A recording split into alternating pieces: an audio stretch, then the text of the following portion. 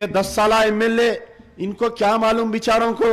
कल डबीरपुरा पे ब्रिज पे थे, डबीरपुरा दरवाजे कने तकरीर करते हुए कह रहे हैं कि मैं याकुतपुरे का दामाद हूं। नौजुबिल्लाह, कितनी बुरी बात कि एक 10 साला एमएलए याकुतपुरे के तमाम वोटरों को एक मानो में गाली देने की गुफ्तगू कर रहा है कि मैं याकुतपुरे का दामाद हूं।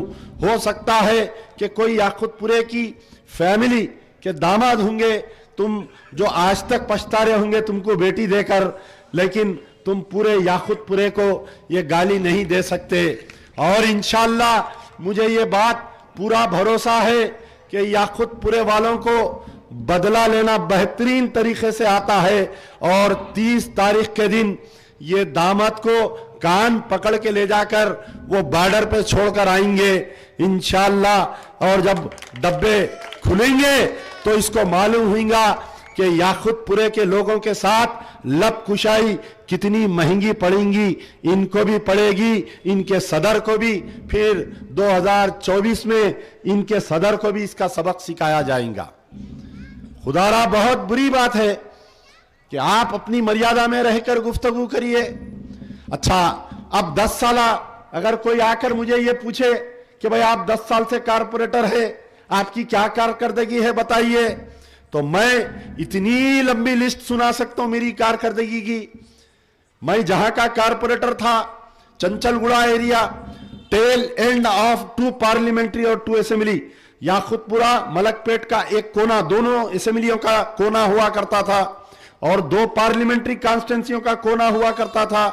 ना तो कोई एमएलए ना तो कोई कारपोरेटर वहां पर आकर काम करवाते थे, ना कोई एमपी आकर वहां पर काम करवाते थे। जब मैं पहली मर्तबा कारपोरेटर बना तो जब मैं जा रहा था तो देखा कि चंचलगुड़े की पानी की टंकी के सामने एक 200-300 लोग अपने पानी के घड़े लेकर ठहरे हुए हैं। ईद का मंजर है, दूसरे दिन सुबह में रमजान की ईद थी, मुझे अच्छा याद है। मैं परेशान हुआ कि आखिर ये क्या किस्सा है।